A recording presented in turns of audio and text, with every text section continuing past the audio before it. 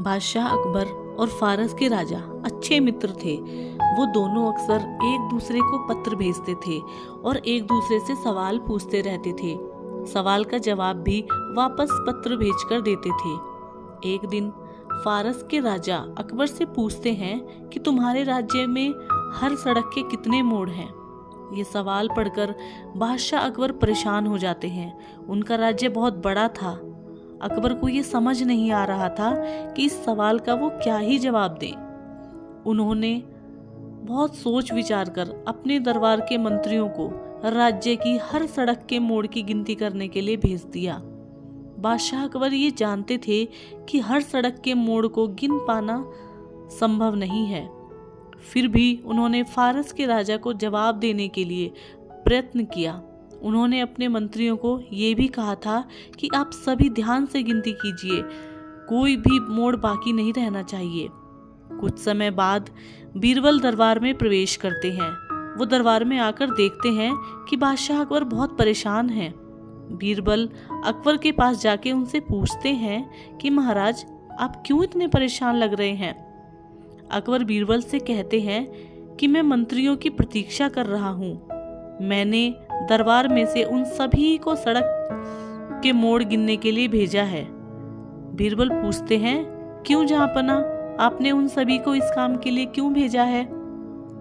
अकबर उनसे कहता है कि फारस के राजा ने मुझसे सवाल पूछा है कि आपके राज्य की हर सड़क में कितने मोड़ हैं।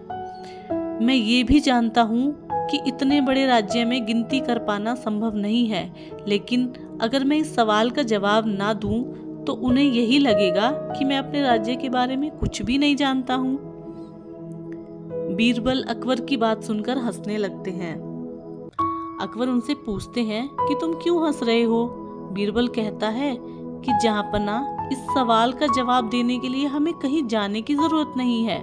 मैं आपको इस सवाल का जवाब अभी दे सकता हूँ। बीरबल उनसे ये भी कहते हैं कि मैं आपको सिर्फ हमारे राज्य की हर सड़क के मोड़ नहीं, बल्कि पूरी दुनिया की सड़क में कितने मोड़ हैं वो भी बता सकता हूँ। बीरबल की बातें सुनकर अकबर हैरान हो गए। उन्होंने बीरबल से कहा कि तुम ये क्या मजाक कर रहे हो।